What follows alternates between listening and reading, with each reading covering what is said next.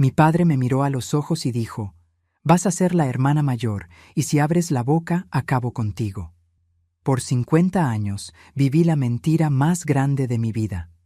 El niño que yo arrullaba en mis brazos me llamaba hermana Celia, mientras llamaba padre a mi verdugo. Cada desayuno, una bofetada en mi cara para recordarme que debía quedarme callada. Pero en el cumpleaños número 60 de ese hombre, frente a toda la ciudad, la verdad explotó y fue mi hijo quien la gritó en el micrófono. «Hola mis queridos, hola mis queridas.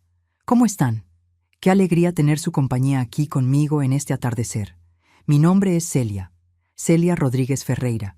Tengo 70 años de edad y vivo aquí en Aguascalientes, tierra buena, de gente acogedora y café caliente en taza de barro. En este preciso momento, estoy aquí en mi cocina preparando mi cajeta casera, esa bien cremosa, del modo que mi madre la hacía antiguamente. El olor está subiendo por toda la casa, ¿saben? Ese olor dulce que se queda en las cortinas y hace que uno salive solo de sentirlo. Estoy moviendo aquí en la olla de cobre bien despacio con la cuchara de madera que heredé de mi abuela. La cajeta está en ese punto en que uno ve el fondo de la olla cuando pasa la cuchara. Dentro de poco voy a envasar todo en frasquitos de vidrio para vender en el tianguis del barrio el sábado. Así es como complemento mi pensión, ¿saben? Haciendo dulces, conservas, esas cositas ricas que la gente adora llevar a casa. Comencé con este arte de hacer dulces después de que mi hijo me regaló una olla de cobre hace unos 15 años. Él me dijo: «Mamá, usted merece hacer lo que le gusta y ganar un dinerito suyo que nadie mande». Y fue lo más lindo que pudo haberme dado. Hoy mi cocina es mi refugio, mi rinconcito sagrado. Aquí, mientras muevo la cajeta, pienso en la vida. Le agradezco a Dios por cada día de paz y libertad. Miren, antes de comenzar a contarles mi historia, quería hacerles un pedido especial. ¿Está bien? Cuéntenme aquí en los comentarios desde qué ciudadcita me están viendo ahora y a qué horita del día encontraron este video de la abuela Celia. ¿Fue en la mañanita tomando el café con pan dulce? ¿O fue después del almuerzo en esa siesta rica en el sofá? ¿O ya es de noche después de la cena? Yo leo todos los comentarios, ¿eh? Todos. Y me alegro muchísimo de saber de dónde son y cuándo se toman un tiempecito para escuchar las historias de esta abuela. Cuéntenme, por favor. Vamos a crear una cadena de cariño por todo México y Latinoamérica.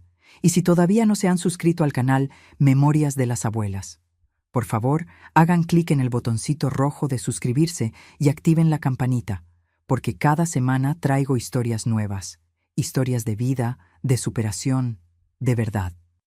Y denle un like también, que eso ayuda muchísimo a esta abuela a alcanzar más gente que necesita escuchar estas palabras. Saben, mis queridos, hoy vine aquí a contar una historia que guardé por 50 años. 50 años, ¿se lo imaginan? Medio siglo cargando un peso que casi me mata por dentro. Una mentira tan grande, tan cruel, que moldeó toda mi vida. Una mentira que involucraba a la persona que más amaba en el mundo entero y al hombre que más temía. Esta historia no es fácil de contar, pero necesito contarla porque sé que hay mujeres por ahí pasando por cosas parecidas, siendo obligadas a esconder verdades, siendo amenazadas, siendo calladas a la fuerza. Y quiero que esas mujeres sepan, la verdad siempre sale a la luz. Siempre. Y cuando sale, libera. Así que tomen su cafecito, pónganse cómodos ahí y vengan conmigo en este viaje. Porque lo que voy a contar los va a conmover, pero también va a mostrar que al final el bien siempre vence. Siempre. Nací aquí mismo, en Aguascalientes, en el año de 1955. Mi madre se llamaba Odete, una mujer pequeñita, de manos callosas de tanto lavar ropa en el lavadero. Ella era costurera, hacía vestidos para las muchachas de la ciudad, bordaba ajuares de boda. Recuerdo el olor a jabón de pasta mezclado con lavanda que quedaba en su ropa. Mi padre era don Aristides Ferreira. No era militar, no. Era de esos hombres de política, ¿saben? Dueño de tierras, hombre influyente, a quien todo mundo saludaba en la calle quitándose el sombrero. Vivíamos en una casa grande de esquina, bien en el centro de la ciudad. Casa de 3 pisos, con balcón amplio, azulejos de talavera en la entrada y un patio enorme atrás. Había árbol de guayaba, higuera, un gallinero y hasta un pequeño huerto. Era una casa imponente por fuera que daba la impresión de familia perfecta, bendecida. Pero por dentro, mis queridos, las cosas eran muy diferentes. Mi padre era un hombre duro, seco, de pocas palabras. Cuando él hablaba, todo mundo se callaba la boca.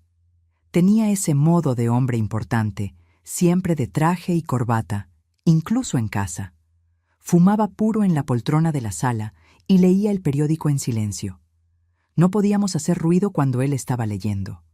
Si lo hacíamos, golpeaba el periódico en la mesa y miraba con esos ojos que nos helaban por dentro.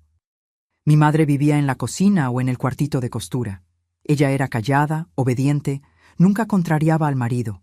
Agachaba la cabeza y decía: «Sí, Aristides, como usted quiera, Aristides». Crecí viendo aquello y pensando que era normal, que la mujer tenía que ser así, callada, sumisa, invisible. Yo era hija única. Mis padres intentaron tener más hijos, pero no vinieron. Entonces crecí sola, jugando en el patio con mis muñecas de trapo que mi madre me cosía. Me encantaba hacer comiditas de mentira con hojas y tierra. Fingía que estaba cocinando frijoles y arroz igual que mi madre. Jugaba a la casita debajo de la higuera, imaginando que un día tendría mi propia familia, mis propios hijos. Tenía unas amiguitas de la vecindad, Hortensia, hija del dueño de la farmacia, y Gersina, que vivía 2 casas más abajo. Jugábamos a la cuerda, a las escondidas, al avión rayado con ladrillo en el suelo. Eran juegos sencillos, pero que llenaban nuestro corazón de alegría pura. Los domingos, mi padre me llevaba a misa en la iglesia parroquial. Hacía cuestión de sentarse en la primera banca para que todo mundo viera a la familia Ferreira ahí todita arregladita, todita derechita. Después de misa, él saludaba a los hombres importantes de la ciudad, apretaba la mano, sonreía, hacía todo ese teatro de hombre honrado y respetable. Y yo ahí al lado, con moñito en el pelo y zapatitos de charol, siendo la hijita ejemplar de don Ferreira. En la escuela era buena alumna, me gustaba leer, me gustaba escribir redacciones. La maestra Zenaida siempre elogiaba mi letra bonita y cuidadosa. Me esforzaba por sacar buenas notas, porque sabía que mi padre exigía perfección. Nota baja significaba castigo, quedarme encerrada en el cuarto, sin cenar, rezando el rosario, arrodillada en el maíz. Sí, mis queridos, arrodillada en el maíz. Así era como él educaba. Mi infancia fue así. Mitad juegos en el patio, mitad miedo al padre, mitad alegría con mi madre cosiendo a mi lado, mitad silencio obligatorio cuando el hombre de la casa llegaba. Aprendí desde pequeña a leer su humor por el modo en que cerraba la puerta del carro. Si la cerraba fuerte, era mejor desaparecer. Si la cerraba normal, se podía quedar en la sala. Recuerdo una vez, debía tener unos 8 años, que derramé jugo de naranja en el mantel de lino de la mesa del comedor. Mi madre se puso pálida de susto. Me jaló a la cocina deprisa y comenzó a tallar el mantel con jabón, desesperada.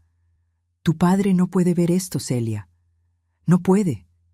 Talló hasta que su mano quedó roja. Logró quitar la mancha. Y ese día entendí que vivíamos con miedo. Miedo de equivocarnos, miedo de desagradar, miedo de existir del modo equivocado. Pero también hubo momentos buenos, ¿eh? Hubo tardes de calor en que mi madre hacía limonada heladita y nos sentábamos en el balcón viendo el movimiento de la calle. Hubo noches de junio en que hacíamos palomitas en la olla y las comíamos calientitas con azúcar y mantequilla.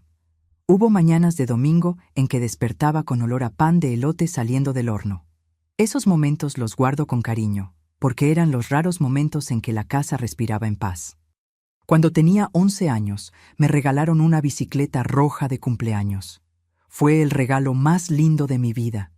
Andaba por toda la calle con el viento en la cara, sintiéndome libre como un pajarito. Mi madre se quedaba en la puerta de casa saludando, sonriendo de ese modito tímido suyo. Esa bicicleta era mi libertad, era mi pedacito de felicidad pura. Pero esa felicidad, mis queridos, iba a durar poco, muy poco, porque cuando cumplí 12 años, todo cambió, todo se derrumbó. Y la niña que pedaleaba feliz en la bicicleta roja fue sustituida por una joven asustada, cargando un secreto que iba a destrozar a toda la familia. Después de ese cumpleaños de 12 años, mi vida comenzó a cambiar. No fue de la noche a la mañana, no. Fue de a poquito, ¿saben? Como cuando uno ve una fruta madurando en el árbol. Fui dejando de ser niña y me convertí en señorita. Mi cuerpo cambió, mi voz cambió, mi modo de ver el mundo cambió. A los 13 años entré a la secundaria. La escuela quedaba a 6 cuadras de casa y yo iba a pie con mi mochila de cuero debajo del brazo. Me gustaban las clases de español e historia. Había un maestro, don Geraldo, que contaba historias de México antiguo que me dejaban fascinada. Hablaba de la independencia, de la revolución, de esas cosas que hacían volar mi imaginación lejos. En esa época comencé a ayudar a mi madre con más frecuencia. Ella me enseñó a coser, a bordar, a cocinar. La mujer tiene que saber hacer de todo en casa, Celia, decía mientras me mostraba el punto en la servilleta. Pasaba las tardes con ella en el cuartito de costura, escuchando el ruido de la máquina Singer, ese tec-tec-tec rítmico que se volvía música.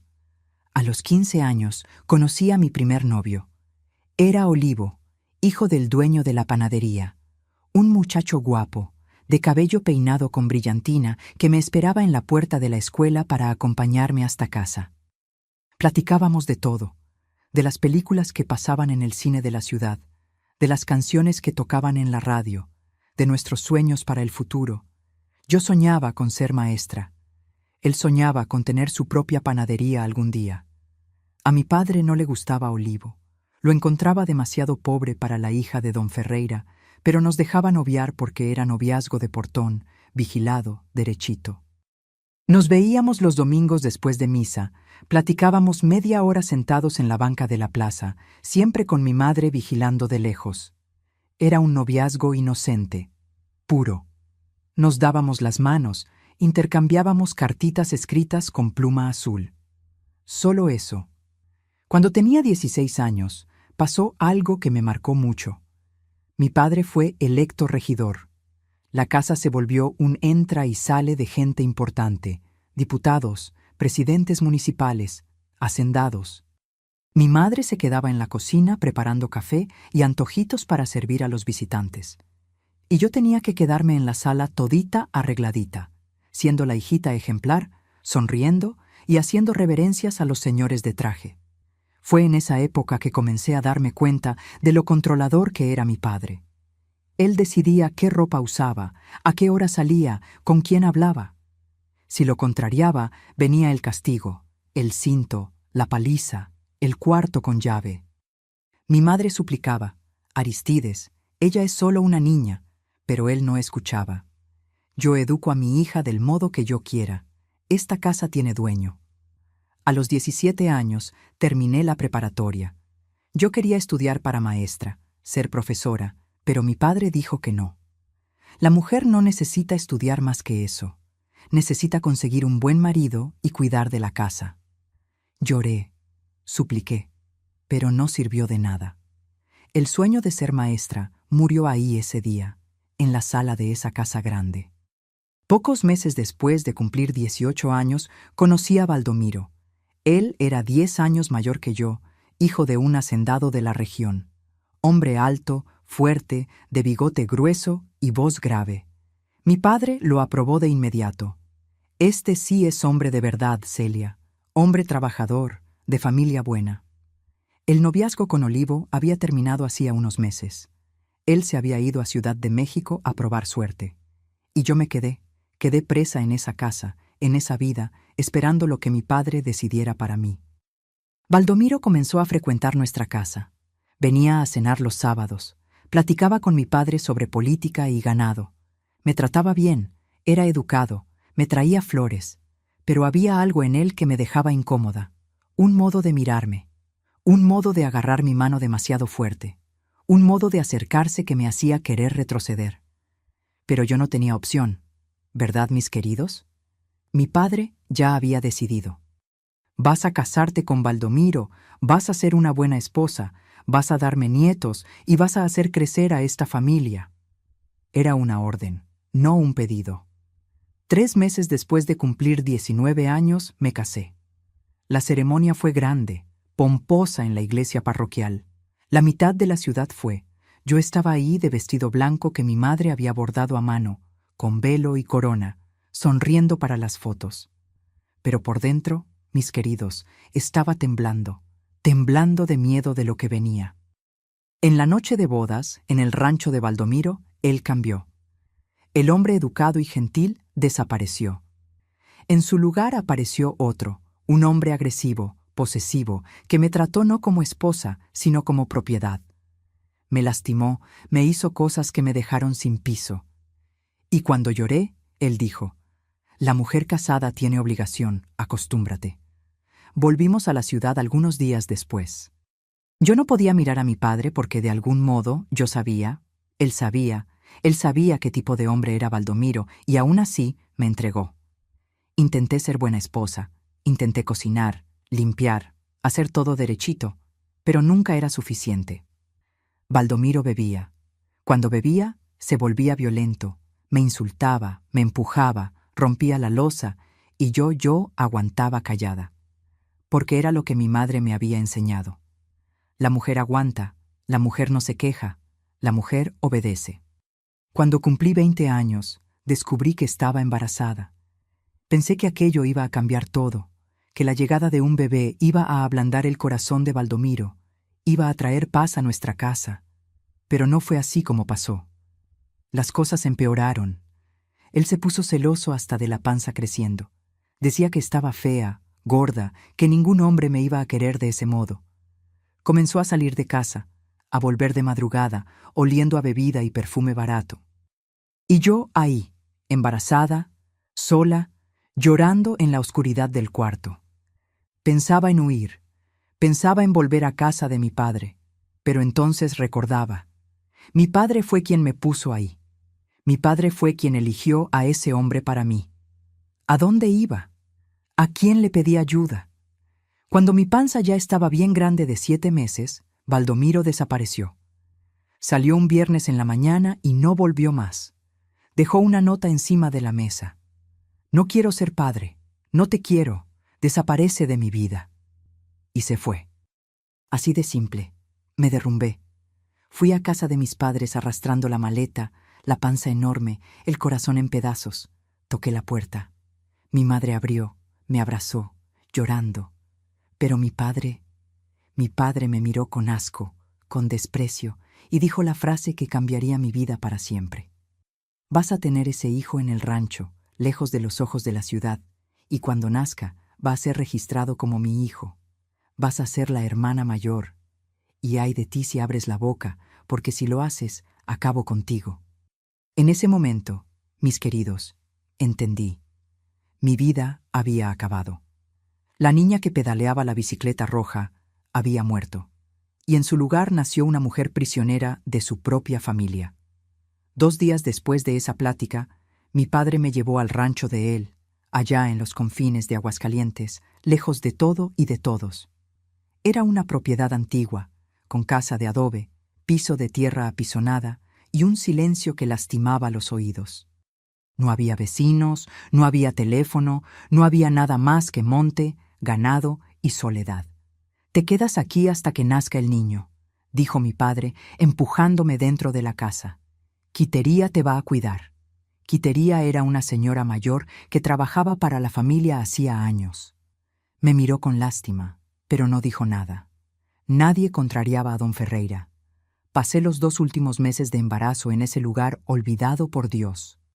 Despertaba en la mañana con el canto del gallo, comía lo que Quiteria preparaba y pasaba el día mirando al horizonte, acariciando mi panza, platicando bajito con mi bebé. «Perdón, mi hijo, perdón por todo esto». Le pedía perdón a un niño que ni siquiera había nacido todavía. La soledad era cruel, mis queridos, cruel de un modo que ni se imaginan. No tenía con quién platicar, no tenía a dónde ir. El rancho estaba lejos de la carretera principal. Si intentaba huir a pie, no llegaría a ningún lugar. Estaba presa, presa en una jaula invisible, construida por la vergüenza y el miedo. Mi padre aparecía una vez por semana, siempre los sábados en la mañana. Traía víveres, me miraba de arriba a abajo, como si yo fuera un animal en el corral, y se iba sin decir una palabra. A veces, antes de salir, me jalaba del brazo, me llevaba a un rincón de la sala y me daba una bofetada en la cara fuerte que dejaba la marca de los dedos. Para que no olvides quedarte callada, para que recuerdes que tu vida depende de mi silencio. Lloraba después de que se iba. Lloraba hasta no tener más lágrimas. Quiteria venía, me abrazaba, hacía un té de hierbabuena. Va a pasar, niña, todo pasa. Pero yo no lo creía, porque aquello no iba a pasar. Aquello iba a volverse mi vida entera. Las noches eran las peores. Me acostaba en esa cama dura, mirando al techo de teja, sintiendo a mi bebé moverse dentro de mí, y pensaba, ¿cómo voy a hacer? ¿Cómo voy a vivir sabiendo que mi hijo me va a llamar hermana? ¿Cómo voy a aguantar verlo crecer sin poder decir que soy la madre? Y no había respuesta, no había salida, solo ese hoyo profundo de desesperación que me tragaba un poco más cada día. Quitería, pobrecita, intentaba animarme, hacía caldo de pollo, me contaba historias antiguas de la familia, rezaba conmigo, pero yo estaba muerta por dentro, muerta de miedo, muerta de tristeza, muerta de soledad. Lo único que me mantenía viva era ese bebé moviéndose en mi panza.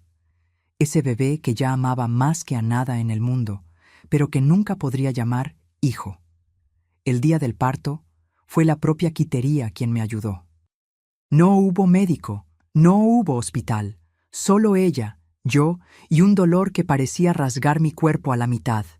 Grité, supliqué, me agarré de la mano de esa señora con fuerza de desesperación.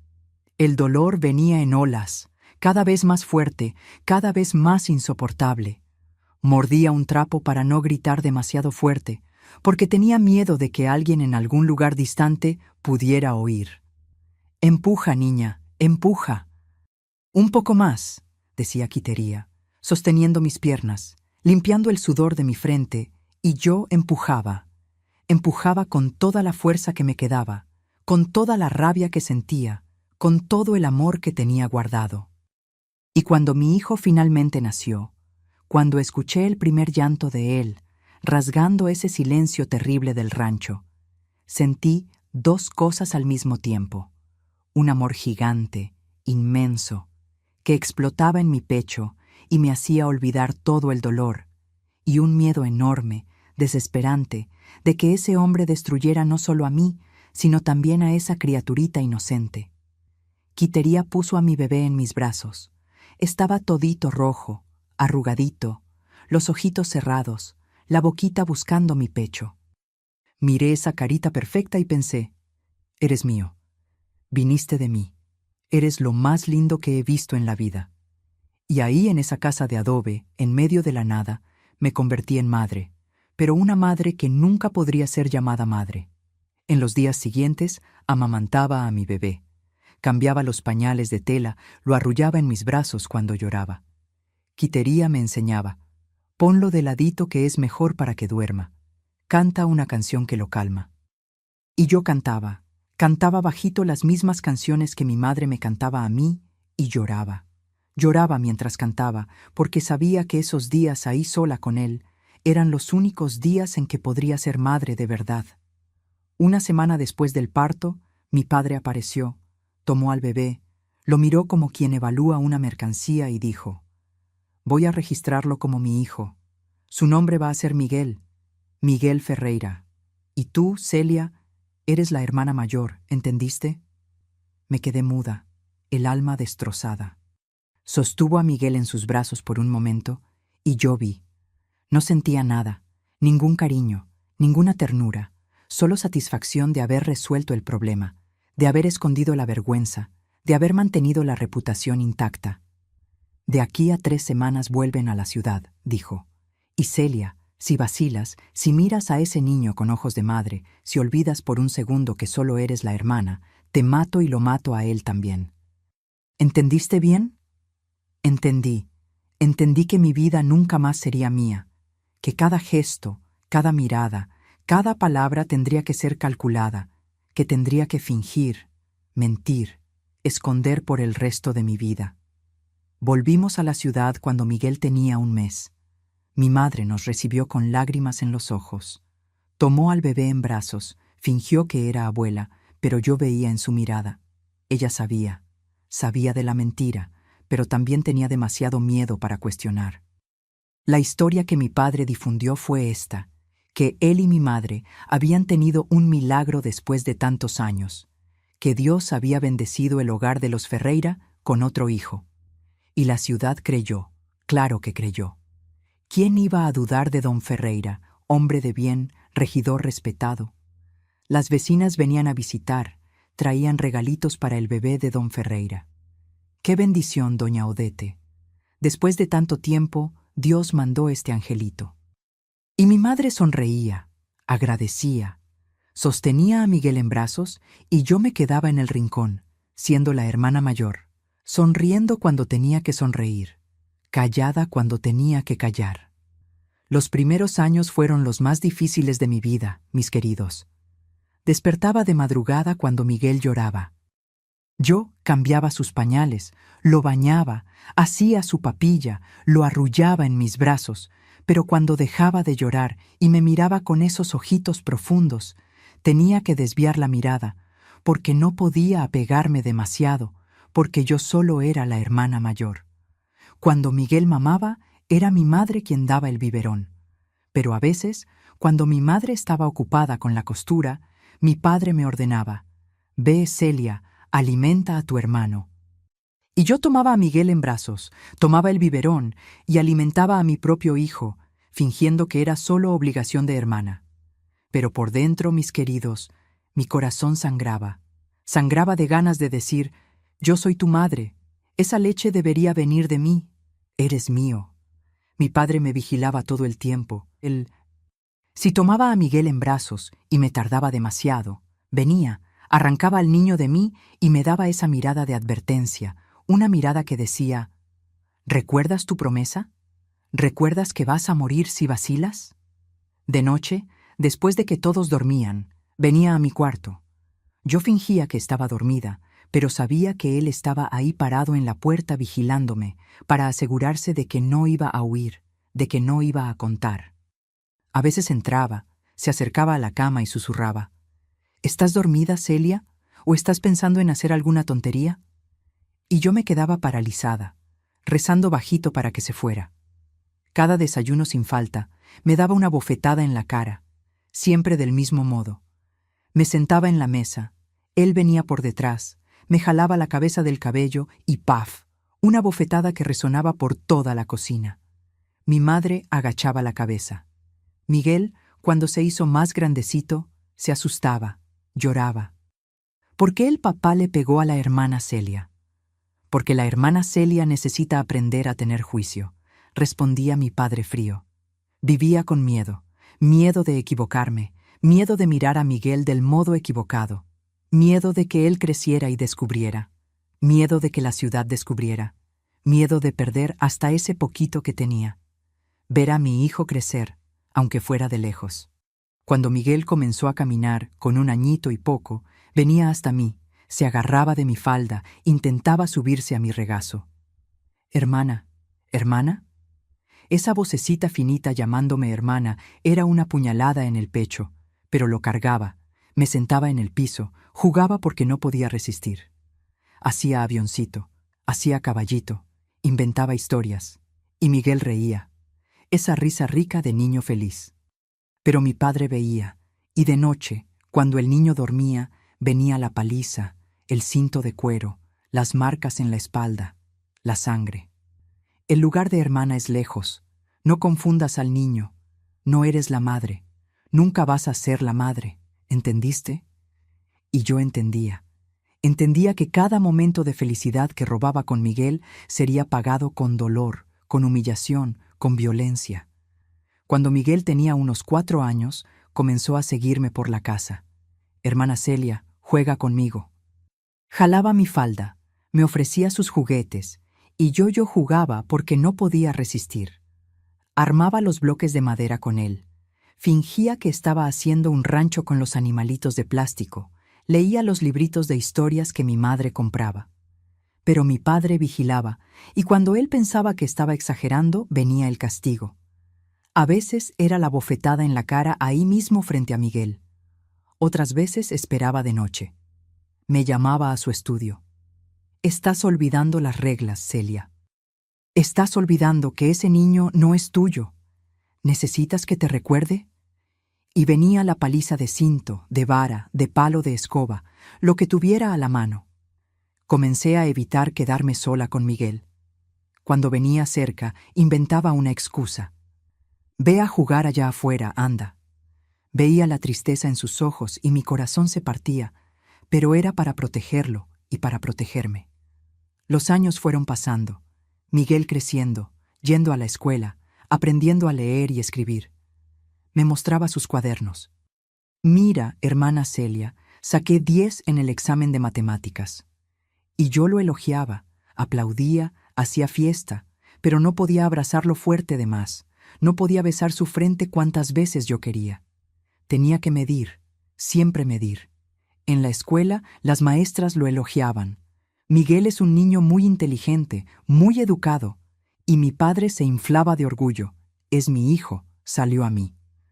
Y yo ahí callada, sabiendo que ese niño había salido a mí, que esa inteligencia, esa sensibilidad había venido de mí. Hubo un día, Miguel debía tener unos 6 años, que se cayó y se raspó la rodilla. Vino corriendo hacia mí, llorando. Hermana Celia, duele. Limpié la herida, soplé, hice curación con alcohol y algodón, le puse una curita con dibujo de superhéroe que le encantaba, y él me abrazó fuerte y dijo, «Eres la mejor hermana del mundo».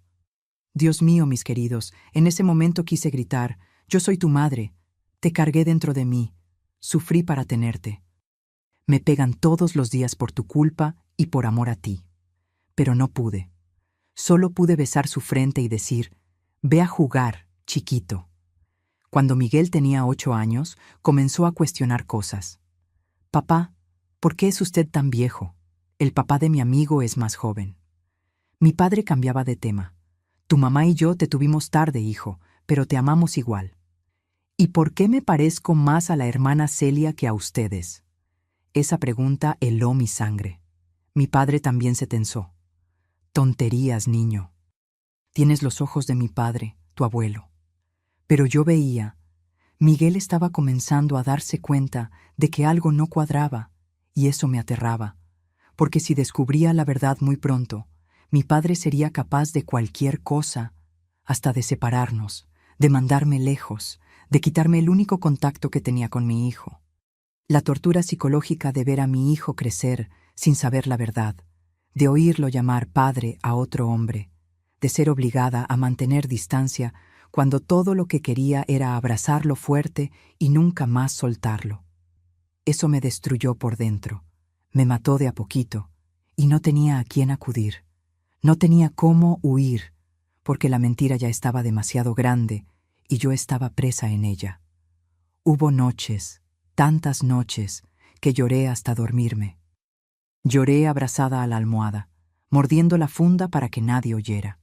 Lloré pidiéndole a Dios que me diera fuerzas para aguantar un día más, solo un día más, porque vivir una vida entera así, mis queridos, era imposible. Pero vivía día tras día, año tras año, porque rendirme significaba perder a Miguel para siempre. Y eso no podía hacerlo.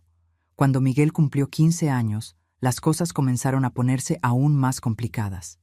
Se estaba volviendo hombre, estaba crecido, listo, observador, y comenzó a hacer preguntas. «Papá, ¿por qué no me parezco a usted?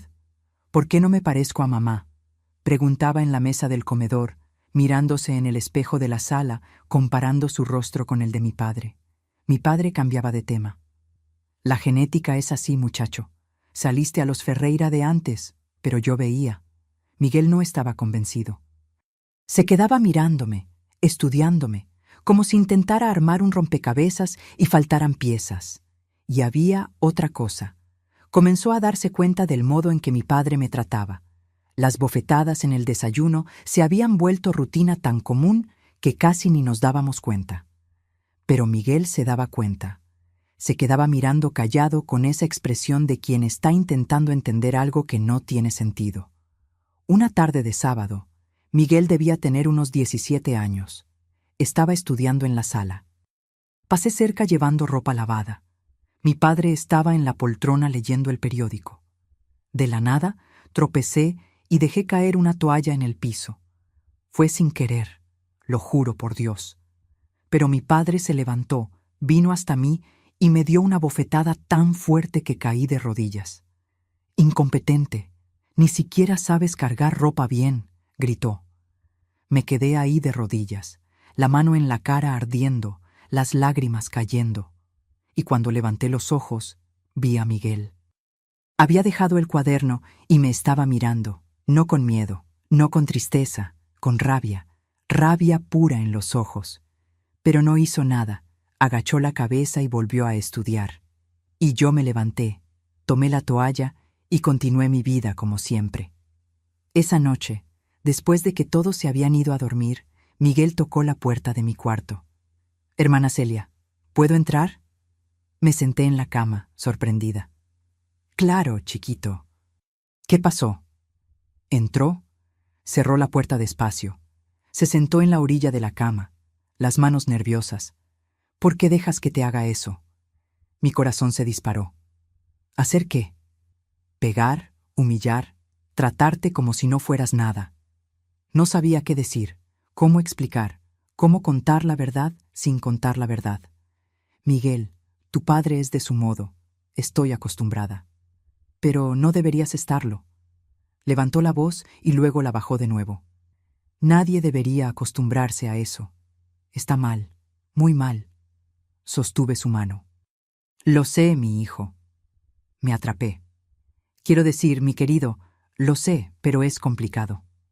Me miró profundo a los ojos y en ese momento juro que sentí. Sospechaba de algo, no sabía qué, pero sospechaba. Los años pasaron. Miguel se fue a la Universidad de Derecho en Guadalajara. Volvía solo los fines de semana y cuando volvía, veía que estaba diferente, más serio, más callado. Me miraba de un modo que no podía descifrar. ¿Era lástima? ¿Era desconfianza? No lo sabía. Mi madre había muerto 2 años antes. Cáncer, rápido, cruel. Se consumió en meses y al final, en el lecho de muerte, sostuvo mi mano y susurró: «Perdóname, Celia. Perdóname por nunca haber tenido valor de protegerte». Y murió. Murió cargando la culpa de haber sido cómplice silenciosa de ese infierno. Ahora solo éramos yo, mi padre y Miguel en esa casa. En el año en que Miguel cumplió 20 años, pasó el momento que cambió todo. Era un jueves en la tarde. Estaba en la cocina pelando papas para la cena. Miguel llegó más temprano de la universidad. Escuché el ruido del carro. Me pareció extraño porque él solo llegaba de noche normalmente. Fui hasta la ventana y lo vi bajando del carro, la mochila en los hombros, el rostro cerrado. Entró por la puerta de la cocina. Le di buenas tardes. No respondió. Fue directo a su cuarto. Horas después, cuando el sol ya se estaba poniendo, escuché ruido viniendo del estudio de mi padre. Puerta golpeando, cajones siendo abiertos. Fui hasta allá preocupada. «Miguel, ¿está todo bien?» Estaba de espaldas, sosteniendo unos papeles, las manos temblando. Cuando se volteó hacia mí, vi lágrimas en sus ojos, lágrimas de rabia. «¿Usted sabía?», preguntó, la voz quebrada. Mi corazón se disparó. Mi mundo se derrumbó en ese segundo. ¿Sabía? ¿Sabía qué? Levantó los papeles. Era un acta de nacimiento, antigua, amarillenta, y en ella estaba escrito: «Madre, Celia Rodríguez Ferreira». Mis piernas flaquearon. Me agarré del marco de la puerta para no caer. «Miguel, ¿usted es mi madre?», gritó, la voz resonando por toda la casa. «Usted es mi madre», y se quedó callada toda la vida. No pude responder. Solo pude llorar, llorar y temblar y sentir que el mundo se derrumbaba. Responda, gritó más alto, viniendo hasta mí, sosteniéndome de los hombros. Responda, Celia. ¿Usted es mi madre? Sí, susurré, la voz desapareciendo. Sí, lo soy. Me soltó como si quemara. Dio 2 pasos atrás y entonces, de repente, golpeó la pared fuerte, tan fuerte que abrió un hoyo en el yeso y su mano sangró. ¿Y ese hombre allá abajo? Apuntó al piso de abajo, donde mi padre seguramente estaba viendo televisión. Ese hombre que yo llamé padre toda la vida. Es tu abuelo, dije, y las palabras salieron como vidrio cortando mi garganta. Miguel cayó de rodillas. Literalmente cayó de rodillas en el piso del estudio y lloró. Lloró como un niño, como si le hubieran quitado el piso de los pies, como si toda su vida hubiera sido una mentira, porque lo había sido. Y yo fui hasta él, me arrodillé al lado y lo abracé. Por primera vez en 20 años, abracé a mi hijo de verdad, y él me abrazó de vuelta, fuerte, como si hubiera pasado toda la vida esperando ese abrazo, como si finalmente, hubiera encontrado lo que estaba buscando sin saber. ¿Por qué nunca me contó?, preguntó, sollozando en mi hombro, mojando mi blusa con lágrimas. Porque él me lo prohibió, porque me pegaba todos los días para que recordara quedarme callada, porque tenía miedo. Lloraba junto, 20 años de lágrimas guardadas, saliendo todas de una vez. ¿Miedo de qué? Miedo de que nos matara, miedo de que te quitara de mí, miedo de perderte completamente. Miguel se apartó, me miró a los ojos y preguntó, ¿él le pegaba desde siempre? ¿Por mi culpa? No, mi hijo, no por tu culpa, nunca por tu culpa, por culpa de su mentira, por culpa de su orgullo, por culpa de su maldad. Limpió las lágrimas con el dorso de la mano. La mano estaba sangrando del golpe en la pared, pero ni parecía sentir dolor. ¿Desde cuándo? ¿Desde cuándo le pega? Desde que naciste, todos los días, cada desayuno. Tú veías, ¿recuerdas? Siempre viste. Yo pensaba que era, no sé, pensaba que usted había hecho algo malo, que lo merecía. Cubrió su rostro con las manos. Dios mío, pensé que lo merecía. No, chiquito, nadie merece eso, nunca. Esa noche, Miguel me hizo sentar en la cama de su cuarto y contar todo, todo. Desde Baldomiro, desde el rancho, desde el parto, desde las bofetadas diarias, desde los años de silencio forzado. Conté llorando sin parar. Conté detalles que nunca había contado a nadie. Conté cómo era despertar todos los días con miedo, cómo era verlo crecer y no poder decir hijo, cómo era aguantar golpes y tener que fingir que todo estaba bien. Y él escuchó. Escuchó cada palabra con los puños cerrados, la mandíbula trabada, los ojos rojos de tanto llorar. Cuando terminé dijo, él va a pagar, prometo que va a pagar. Miguel, no hagas nada precipitado, él es peligroso, es capaz de cualquier cosa. Es un cobarde, y los cobardes no duran para siempre. Miguel se levantó, fue hasta la ventana, miró al patio oscuro allá afuera. Voy a destruirlo del modo que él la destruyó a usted, del modo que nos destruyó. Miguel, por favor. No, mamá. Se volteó hacia mí y la palabra mamá saliendo de su boca por primera vez me hizo llorar aún más.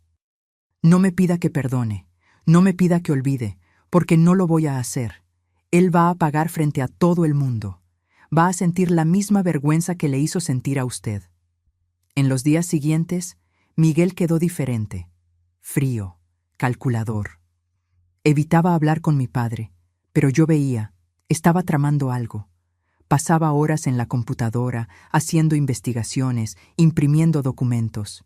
Hacía llamadas largas, conversaciones susurradas.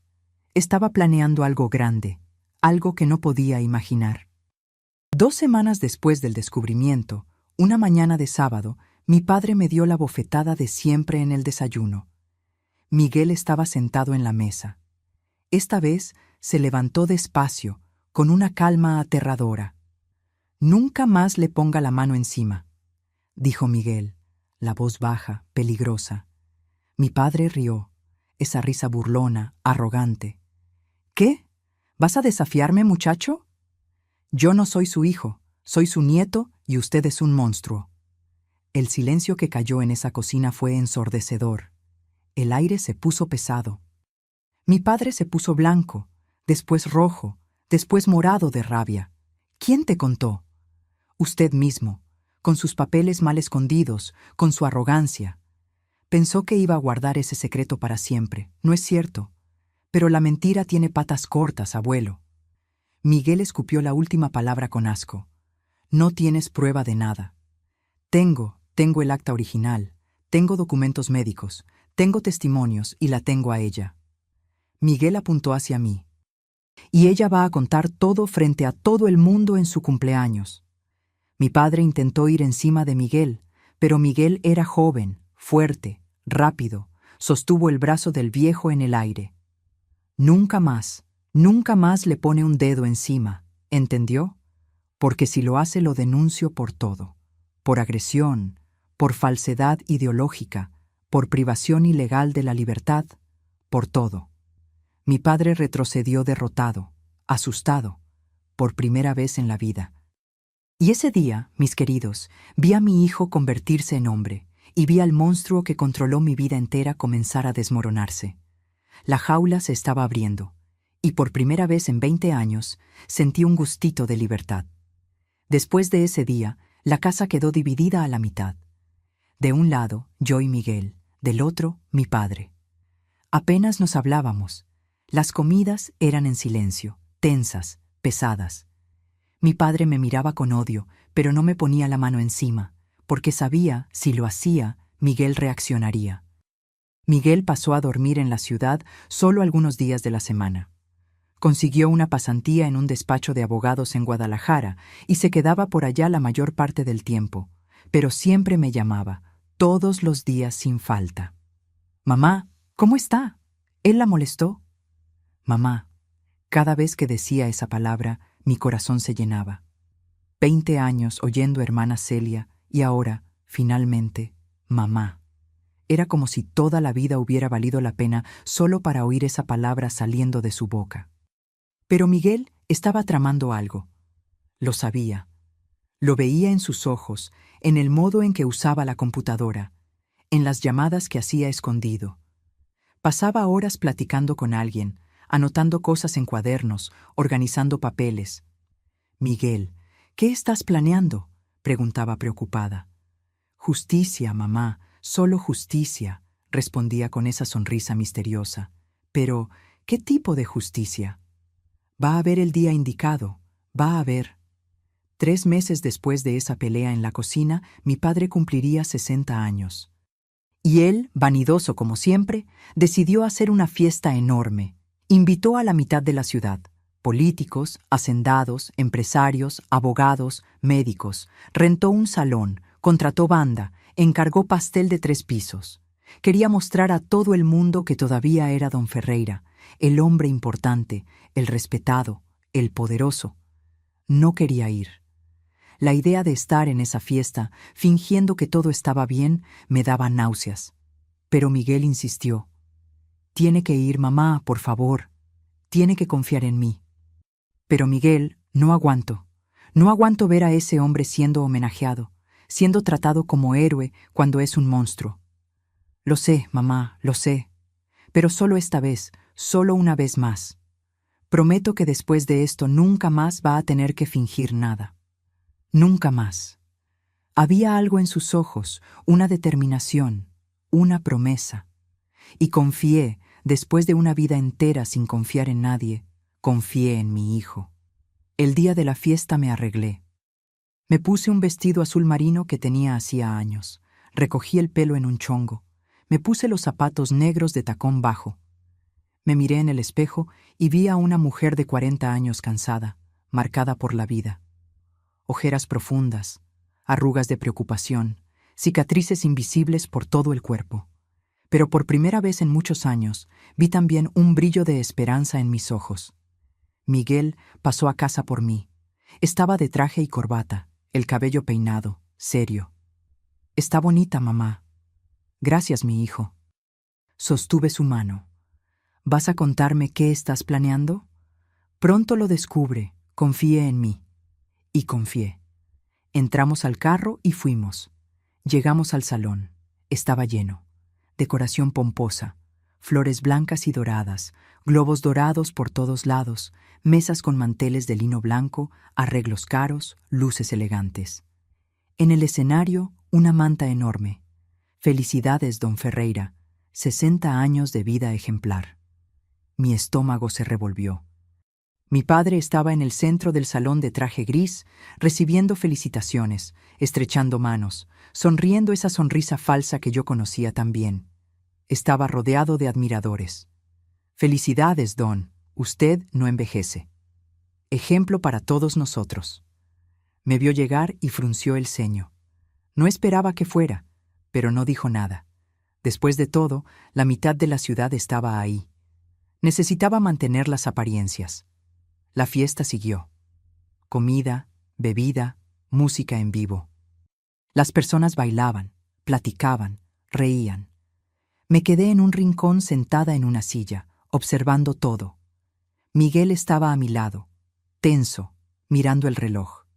Cuando llegó la hora del cumpleaños, todo el mundo se reunió alrededor del pastel gigantesco. La banda dejó de tocar. El presentador tomó el micrófono.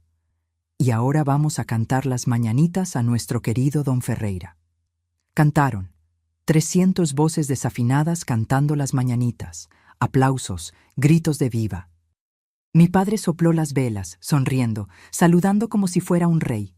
Después el presentador dijo: «Y ahora el hijo menor de don Miguel Ferreira va a hacer un brindis especial». Mi corazón se disparó. Miguel se levantó.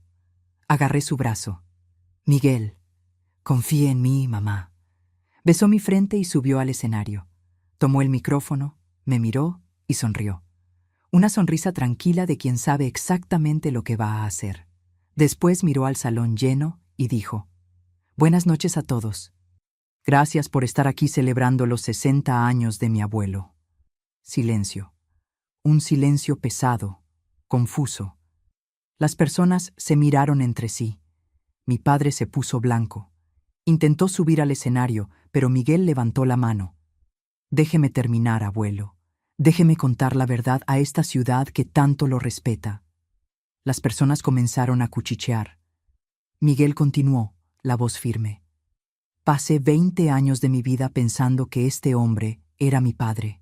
20 años llamándolo papá, respetándolo, admirándolo. Pero hace 3 meses descubrí la verdad. Y hoy, en su cumpleaños, le voy a dar de regalo lo único que siempre dijo valorar: la verdad». Sacó del bolsillo un sobre. «Aquí dentro hay un acta de nacimiento, la verdadera. En ella está escrito madre, Celia Rodríguez Ferreira, padre, desconocido. Y está escrita también la fecha, 18 de marzo de 1975. Las personas me miraron. Agaché la cabeza, las lágrimas cayendo. Miguel continuó, la voz cada vez más firme. «Esa mujer ahí que ustedes conocen como su hermana es mi madre biológica. Ella me tuvo a los 20 años.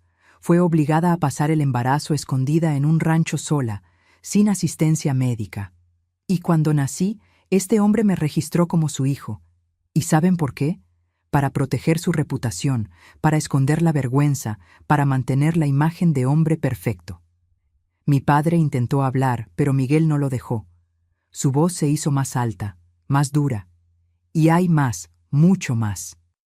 Este hombre que ustedes llaman Don, ciudadano ejemplar, hombre de familia, le pegaba todos los santos días, cada desayuno, sin falta una bofetada en la cara, para que recordara quedarse callada, para que no contara la verdad por 20 años. El salón entero estaba en silencio absoluto. Las personas miraban horrorizadas a mi padre. Algunas ya comenzaban a salir discretamente. Y cuando digo pegar, no es modo de decir no. Es literalmente pegar, dejar marcas, hacer sangrar, humillar, destruir. Miguel bajó del escenario, vino hasta mí, me tomó de la mano y me llevó al frente de todos. «Mamá, levante la cabeza. Usted no tiene de qué avergonzarse. La vergüenza es de él». Me abrazó ahí, frente a 300 personas, y dijo alto en el micrófono que todavía estaba en su mano: «Te amo, mamá. Y a partir de hoy, el mundo entero va a saber que tú eres mi madre y que este hombre es un mentiroso, un cobarde, un abusador, y que la farsa terminó». El salón comenzó a vaciarse rápidamente. Las personas salían en silencio, avergonzadas, impactadas. Algunos miraban con lástima hacia mí, otros evitaban mirar. En 15 minutos, el salón se había vuelto un desierto. El pastel entero, intocado, las mesas llenas de comida, abandonadas, la banda guardando los instrumentos sin saber qué hacer. Solo quedamos yo, Miguel y mi padre. Mi padre estaba sentado en una silla, la cabeza en las manos, derrotado. El hombre que siempre fue tan fuerte, tan poderoso, estaba ahí encogido, humillado, destruido. Miguel se acercó a él y dijo, la voz baja pero firme: «Se acabó. Su farsa terminó. Su máscara cayó y ahora va a vivir el resto de su vida con el peso de la vergüenza que tanto intentó esconder. Va a morir solo, sin respeto, sin amor, sin nada, porque es lo que merece». Mi padre levantó la cabeza, miró a Miguel con odio. «Me destruiste». «No, usted se destruyó. Yo solo conté la verdad. La verdad de la que tanto tenía miedo que saliera a la luz.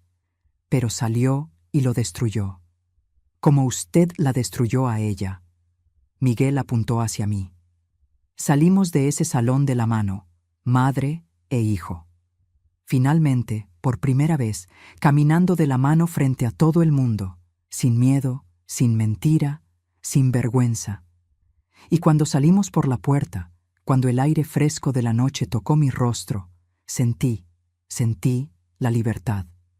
Por primera vez en 20 años, era libre. Libre de la mentira, libre del miedo, libre de él. Y aquí estoy, mis queridos, 30 años después de ese día que cambió mi vida para siempre. 70 años de edad, viviendo aquí en Aguascalientes, en la misma ciudad donde nací, pero ahora en una casita pequeña y acogedora que Miguel me regaló hace 10 años. Mi rutina hoy es tranquila, ¿saben? Despierto tempranito a las 6 de la mañana, hago mi café bien cargado, al modo mexicano, con pan dulce calientito que yo misma hago. Después cuido mis plantas en el patio. Tengo cantero de hierbas frescas, albahaca, romero, hierbabuena, perejil. Me encanta pasar la mano en las hojitas y sentir el olor que queda en los dedos. Como conté al principio, hago dulces para vender en el tianguis del barrio todos los sábados. Cajeta, ate de guayaba, jamoncillo. Las personas ya me conocen ahí. «Doña Celia, guardé dinero toda la semana para llevar su cajeta», dicen. Y sonrío, feliz de haber conquistado este espacito, este trabajo que es mío, que nadie me obligó a hacer, que elegí. Mi hijo Miguel vive aquí en Aguascalientes también. Se graduó en Derecho, se volvió abogado, abrió su propio despacho, se especializó en defender mujeres víctimas de violencia doméstica. «Es mi misión, mamá», dice, «ayudar a mujeres como usted». Se casó con Iracema, una muchacha linda, maestra de escuela pública. Y me dieron 3 nietos, Pedro de 12 años, Laura de 9 y Joaquín de 6. Estos niños son la alegría de mi vida, mis queridos. Todos los domingos vienen a almorzar aquí a casa. Hago pollo en mole, arroz rojo, frijoles refritos, comida mexicana de verdad. Y después del almuerzo nos sentamos en el patio, les cuento historias, me muestran los dibujos de la escuela. A Laura le encanta cuando le enseño a hacer tejido. Pedro me ayuda a regar las plantas y Joaquín, el más chiquito, se queda en mi regazo pidiendo que cante las canciones antiguas que la abuela Odete me cantaba. Cuando me llaman abuela Celia, mi corazón se llena, porque ahora puedo ser llamada lo que realmente soy. Puedo abrazar, besar, amar sin miedo. Puedo ser abuela de verdad y madre de verdad. Miguel me visita casi todos los días, pasa aquí después del trabajo, toma un café, me cuenta de los casos que está defendiendo. A veces trae flores, otras veces trae un pedazo de pastel de la panadería. Para que no tenga que hacer, mamá, descanse un poquito. Y agradezco, porque después de una vida entera siendo maltratada, ahora soy cuidada, soy amada, soy respetada. Formo parte del grupo de la tercera edad de la iglesia. Nos reunimos todos los miércoles para hacer manualidades, platicar, tomar café con pan. Hice amistades lindas ahí, doña Eulalia, doña Ivonete, doña Creusa. Reímos juntas, lloramos juntas, rezamos juntas. Saben mi historia, saben por lo que pasé, y me acogen con un cariño que calienta mi alma. Participo también de un proyecto voluntario, donde enseñamos a mujeres más jóvenes a hacer manualidades para vender y tener independencia financiera. Yo enseño a hacer dulces y conservas. Ver los ojos de esas mujeres brillar cuando logran vender su primer frasquito de dulce. Ah, mis queridos, eso no tiene precio. Es como si estuviera ayudándolas a conquistar lo que yo conquisté, libertad. ¿Y Don? Mi padre. Después de esa fiesta, se volvió el paria de la ciudad. Perdió a los amigos, perdió el respeto, perdió todo. Nadie más quería ser visto cerca de él. Intentó candidatearse de nuevo a regidor, pero no tuvo ni 100 votos. La vergüenza lo consumió. Murió 5 años después de esa revelación, solo en un asilo. Nadie fue al entierro, solo yo y Miguel, no porque lo perdonáramos, sino porque teníamos compasión. Al final, era solo un viejo amargado, derrotado por su propia maldad. Cuando miro hacia atrás, veo cuánto sufrimiento, veo cuánto dolor. Pero cuando miro hacia adelante, veo a mis nietos jugando en el patio. Veo a mi hijo defendiendo a otras mujeres. Veo mi casita oliendo a cajeta. Y me doy cuenta, valió la pena haber sobrevivido. Valió la pena haber aguantado, porque ahora vivo de verdad, libre. Mi vida hoy es sencilla, pero es mía, es verdadera, está llena de amor. Y eso, mis queridos, después de todo lo que pasé, es el mayor regalo que Dios pudo haberme dado. Mis queridos, mis amores, quien me está escuchando ahora y pasó por algo parecido, déjenme decirles algo de corazón a corazón. No eres culpable. No importa lo que te hicieron creer. No importa cuántas veces te dijeron que tenías que quedarte callada, que tenías que aguantar, que tenías que esconder. No eres culpable y no estás sola. Pasé 50 años cargando una mentira que no era mía. 50 años aguantando golpes todos los días para recordar quedarme callada. 50 años viendo a mi hijo crecer sin poder ser llamada madre. ¿Y saben qué me salvó? La verdad. La verdad que un día explotó y me liberó. Si estás viviendo una mentira hoy, si estás siendo obligada a esconder quién eres, a esconder lo que te hicieron, te suplico, busca ayuda. Cuéntale a alguien. No importa cuánto tiempo pasó, no importa quién sea el abusador. La verdad siempre tiene que salir a la luz. Siempre. Si conoces a una mujer que está siendo maltratada, que está siendo controlada, que está siendo callada a la fuerza, sé la ayuda que necesita. Porque muchas veces no tenemos fuerzas para gritar. Necesitamos que alguien escuche nuestro silencio. Aprendí que el amor verdadero libera, no aprisiona, que la familia de verdad protege, no lastima, que Dios nunca, nunca jamás quiere que vivamos con miedo. Dios quiere que vivamos en paz, con dignidad, con respeto. Y si eres madre y estás escondiendo alguna verdad de tus hijos, debes saber, un día van a descubrir, y cuanto más esperes, más difícil va a ser. La verdad puede doler, pero la mentira destruye. Lo sé mejor que nadie. Hoy, a los 70 años, me miro en el espejo y veo a una sobreviviente. Veo a una mujer que pasó por el fuego y no se volvió ceniza. Veo a una abuela que puede abrazar a los nietos sin miedo. Y veo a una madre que puede finalmente oír la palabra mamá saliendo de la boca del hijo que tanto ama. Y tú que me estás viendo ahora, mi querida, mi querido, respóndeme algo aquí en los comentarios. ¿Puedes mirarte en el espejo y verte libre? ¿O todavía estás presa en alguna mentira, en algún miedo, en alguna vergüenza que no es tuya? Cuéntame, ábreme el corazón, porque leo cada comentario y a veces una palabra de consuelo de la abuela Celia puede hacer toda la diferencia en tu día. Y no olvides, si todavía no te has suscrito al canal Memorias de las Abuelas, haz clic en el botón rojo ahora. Activa la campanita de las notificaciones, porque cada semana traigo historias de superación, de verdad, de esperanza, y deja tu like también, que eso ayuda muchísimo a difundir estos mensajes a más gente que necesita escuchar. Y ahora, mi última pregunta para ti. Después de oír mi historia hasta el final, deja aquí en los comentarios solo una palabra. Una palabra que resuma lo que sentiste. Puede ser fuerza, puede ser emoción, puede ser verdad, solo una palabra. Para que yo sepa que me acompañaste hasta aquí, hasta el finalito de este viaje. Hazlo ahora.